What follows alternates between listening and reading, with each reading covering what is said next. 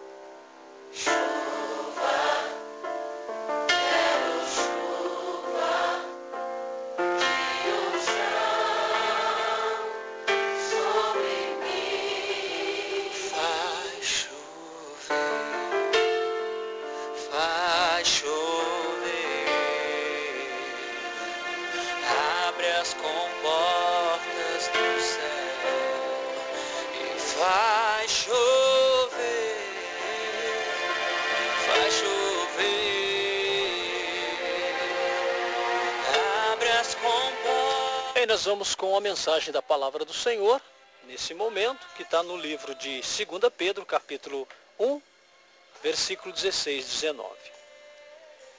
O texto diz o seguinte: não vos fizemos saber o poder e a vinda de nosso Senhor Jesus Cristo, seguindo fábulas artificialmente compostas, mas nós mesmos vimos a sua majestade.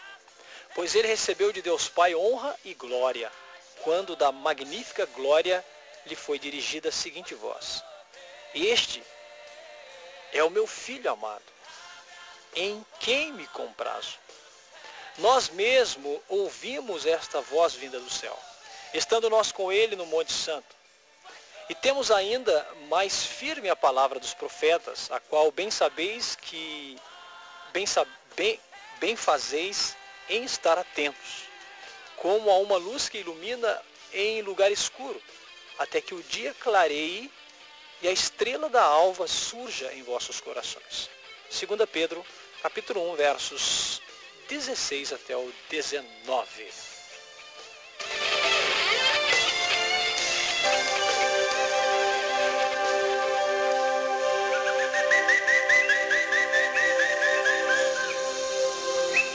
Queridos irmãos, a palavra de Deus é verdade absoluta.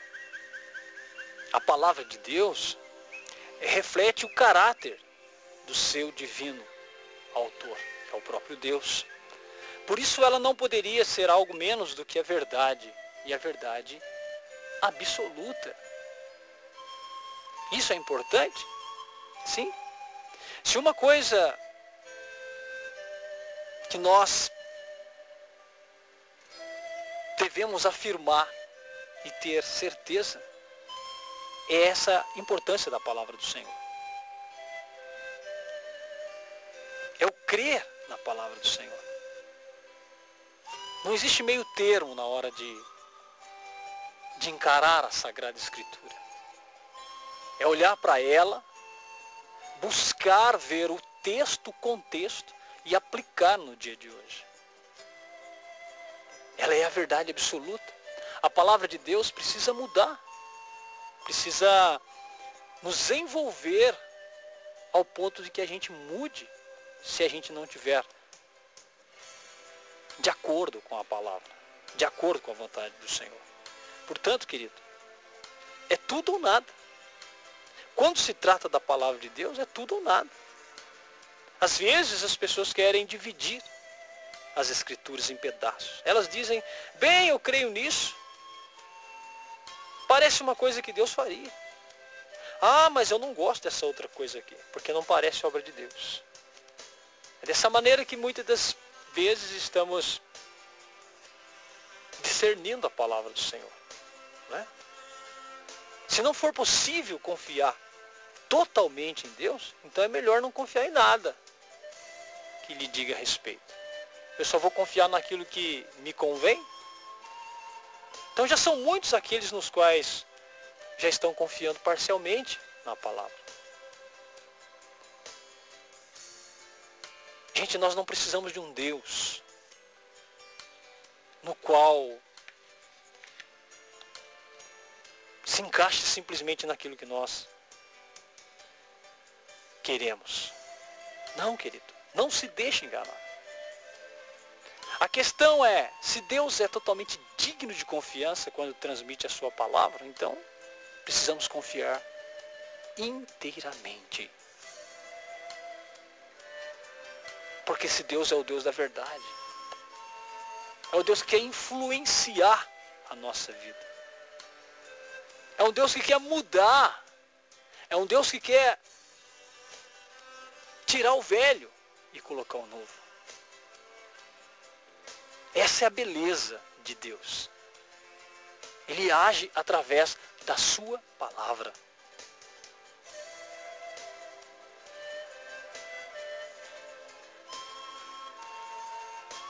Deus é a esperança de todos nós. O tempo é esse, querido. Nós olhamos para a Sagrada Escritura, nós olhamos para os apóstolos, nós olhamos para a vida daqueles que confiaram na palavra. Eles mudaram, eles foram convencidos pela palavra do Senhor. A palavra de Deus é suficiente. E o que significa suficiente? Significa que tudo que precisamos, a palavra de Deus pode nos dar, nos responder. O Salmo 19 contém pelo menos 6 exemplos do que a palavra de Deus pode fazer por nós. Veja aí o versículo 7. A lei do Senhor é perfeita e refrigera a alma. Isso significa simplesmente que a palavra de Deus é tão abrangente que pode transformar totalmente cada um de nós. Ela pode transformar completamente, não pela metade, a vida. No versículo 8, o salmista vai dizer: os preceitos do Senhor são retos e alegra o coração. O mandamento do Senhor é puro e ilumina os olhos. Isto é, a palavra de Deus mostra-nos o caminho certo para seguir, quando andamos pelo labirinto dessa vida. E ela é tão pura e tão clara que não confunde. Ela nos permite ver as coisas como realmente são. Na verdade, você nunca verá a vida como ela realmente é, até que a veja através das lentes da palavra do Senhor.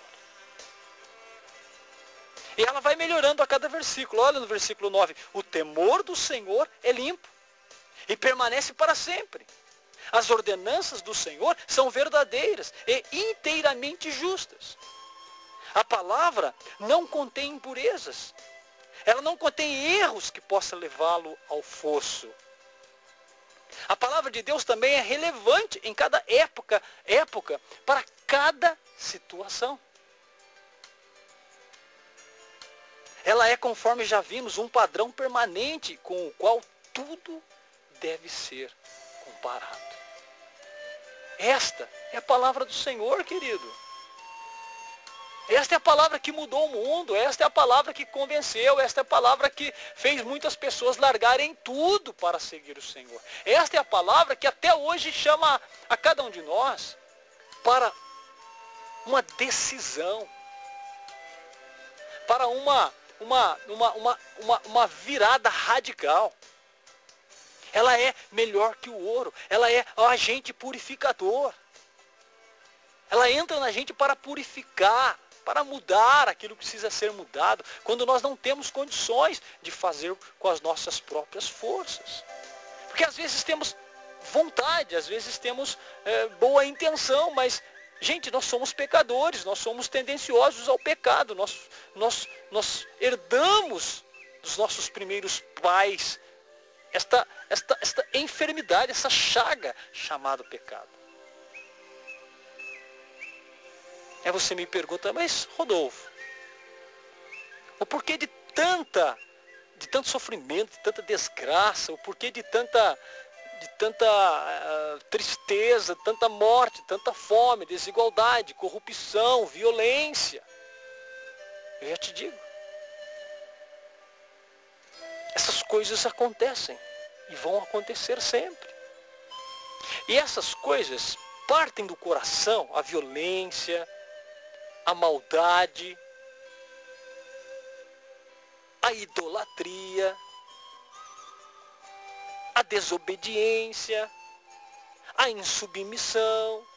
Elas partem da onde? Elas partem daqueles que não obedecem à palavra do Senhor. Porque a palavra, ela é um benefício, ela é benéfica, mas ela só é benéfica, literalmente falando, para os que lhe obedecem. Aí sim, as pessoas que obedecem, elas veem, elas conseguem detectar melhor, elas conseguem tirar proveito, tirar os benefícios da palavra do Senhor. Ela é o combustível da vida para aqueles que fazem dela o seu principal objetivo.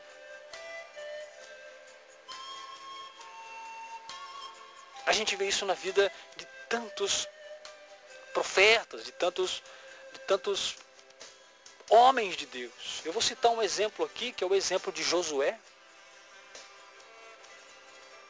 Josué mostra esses benefícios muito bem, por quê? Deus disse a Josué, quando ele estava se preparando para entrar na terra prometida. Vamos ver o texto. Ninguém te poderá resistir todos os dias da tua vida. Como fui com Moisés, assim serei contigo. Não te deixarei, nem te desampararei. Esforça-te e tem bom ânimo, porque tu farás a este povo herdar a terra que jurei a seus pais que lhe daria. Tão somente esforça-te. Olha a parte de Josué. Tão somente esforça-te e sê muito corajoso. Cuida, olha só, essa é a parte minha, esta é a parte sua, esta é a parte de Josué.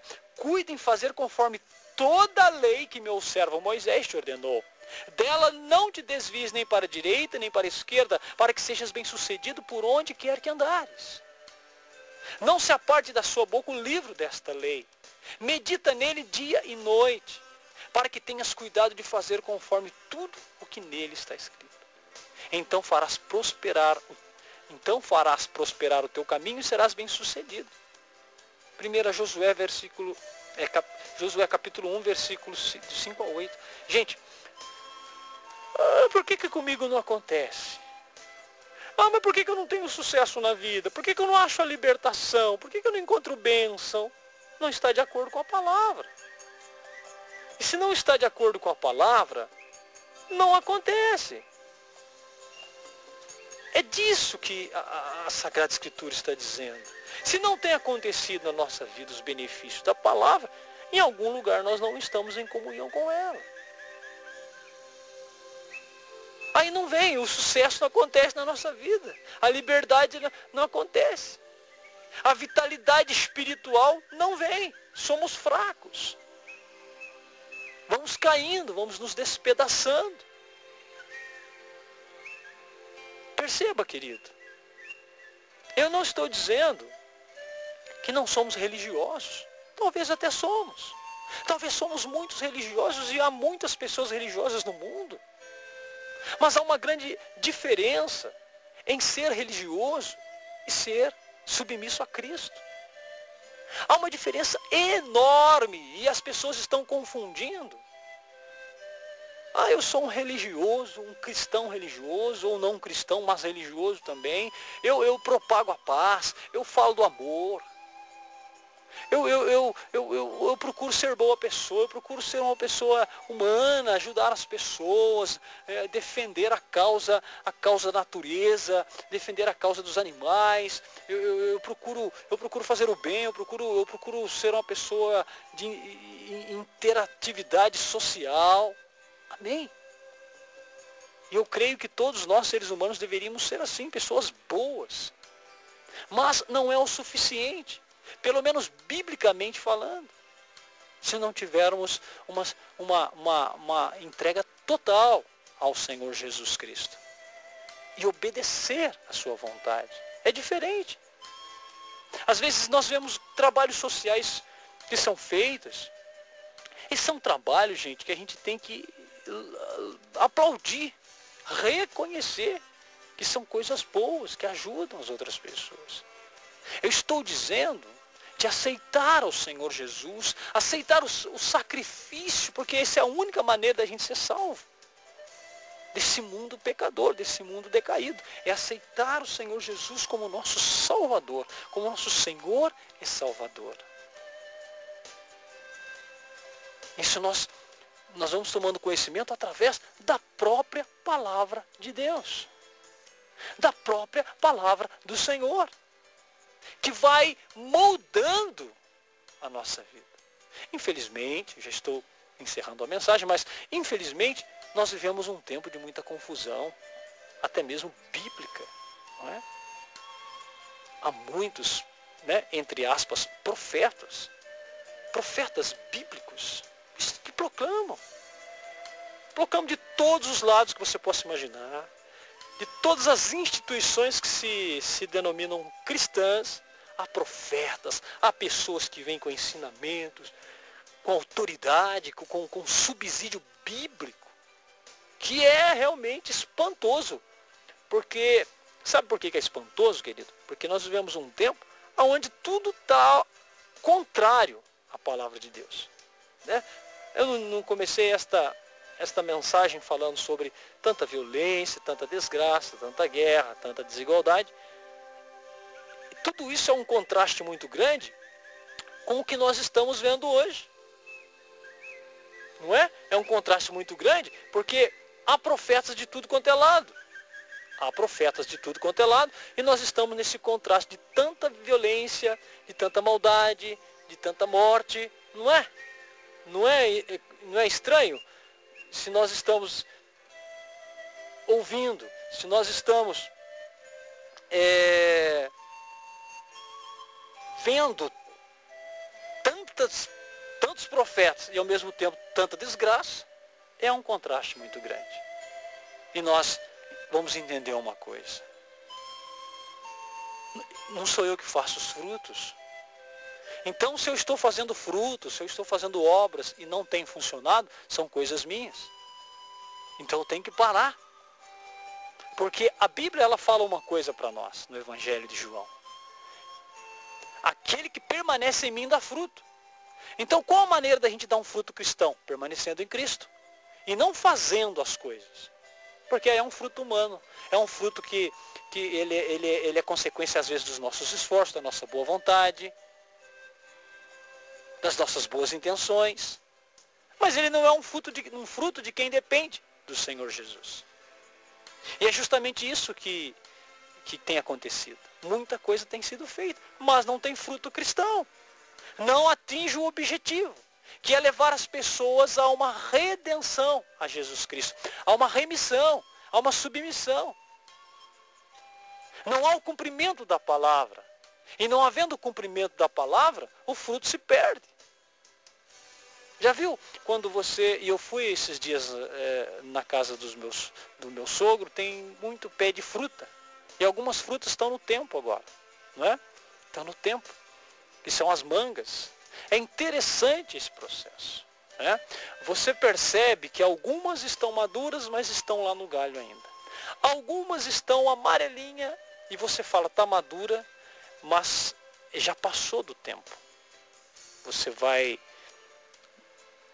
pegar algumas, ela tem alguns furinhos minúsculos que você não percebe, mas lá dentro tem um bicho. Outras caíram verde. É interessante a natureza nos ensina que até mesmo o fruto tem o seu ponto, a sua hora. Ele não pode ser ele não pode ser verde, e ele não pode passar do tempo. E a Bíblia vai dizer que se permanecer em Cristo, né, tereis fruto. É uma consequência. Permanece em Cristo, tem fruto. Você faz boa obra, você faz evangelização, você faz missão, você faz oração, você canta hino, você ministra, você é uma boa pessoa. Tudo isso é consequência de você estar em Cristo ou você está se esforçando? E quando a gente se esforça na frente das pessoas. Mas quando a gente está sozinho, a gente sabe que não é nada daquilo. Quando a gente está no nosso momento de intimidade, no nosso momento, né, sós conosco mesmo, a gente não vive nada daquilo quando nós nos esforçamos simplesmente e não dependemos, não permanecemos. É isso que a Bíblia diz. Se permanecerdes em mim, dareis frutos. Não é dar fruto e depois vai para mim. É se permanecer em mim. Esta palavra de Deus, ela faz a diferença. Ela é o mais importante. Então, para encerrar, eu quero dizer para você, estamos vivendo dias em que o que vai realmente permanecer são os frutos daqueles que permanecem no Senhor. Que peçamos o dom do discernimento. Tem faltado o dom do discernimento. E quando falta o dom do discernimento, não sabemos para onde vamos. Não sabemos nem quem somos. Vamos perdendo a nossa identidade. Que nesta tarde, o Senhor Jesus possa nos dar o discernimento para entender se estamos permanecendo nele ou se estamos só trabalhando. Quando você permanece no Senhor, você dá fruto. Quando você trabalha, você é um funcionário. Você quer receber. Por isso que há tantas pessoas dizendo assim, você tem que fazer, você precisa fazer, faça isso, faça aquilo, você não fez, você não serviu o Senhor. Enquanto a palavra diz o quê? Permanecei no Senhor e dareis fruto. Que Deus te abençoe, meu querido, e te guarde. Em nome de Jesus.